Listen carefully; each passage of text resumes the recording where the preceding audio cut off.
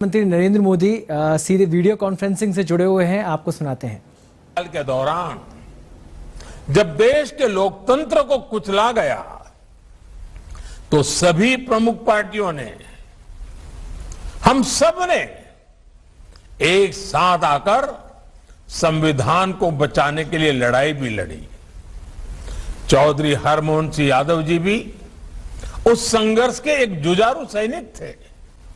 यानी हमारे यहां देश और समाज के हित विचारधाराओं से बड़े रहे हैं।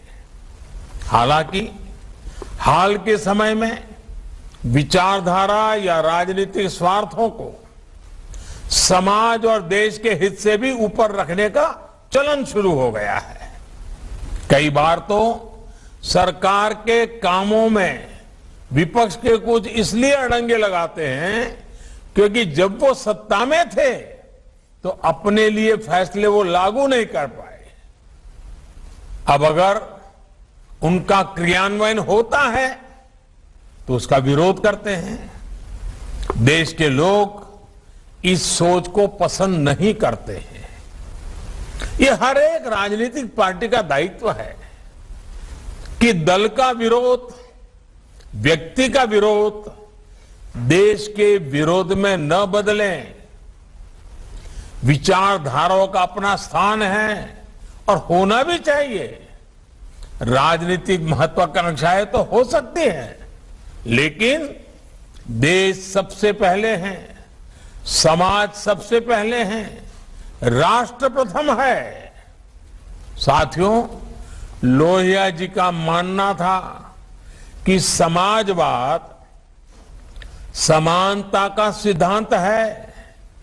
वो सतर्क करते थे कि समाजवाद का पतन उसे असमानता में बदल सकता है। हमने भारत में इन दोनों परिस्थितियों को देखा है। हमने देखा है कि भारत के मूल विचारों में समाज वाद और विवाद का विषय नहीं है। हमारे लिए समाज हमारी सामूहिकता और सहकारिता की संरचना है। हमारे लिए समाज हमारा संस्कार है, संस्कृति है, स्वभाव है। इसलिए लोहिया जी भारत के सांस्कृतिक सामर्थ्य की बात कहते थे। उन्होंने रामायण मेला शुरू कर हमारी विरासत और भावनात्मक एकता के लिए जमीन तैयार की। उन्होंने गंगा जैसी सांस्कृतिक नदियों के संरक्षण की उसकी चिंता दशकों पहले की थी। आज नमामि गंगे अभियान के जरिए देश उस सपने को पूरा कर रहा है। आज देश अपने समाज के सांस्कृतिक प्रतीकों का पुनरुद्धार कर रहा है। ये प्रयास समाज की सांस्कृतिक चेतना को जीवंत कर रहे हैं, समाज की ऊर्जा को, हमारे पारस्परिक जुड़ाव को मजबूत कर रहे हैं। इसी तरह नए भारत के लिए देश अपने अधिकारों से भी आगे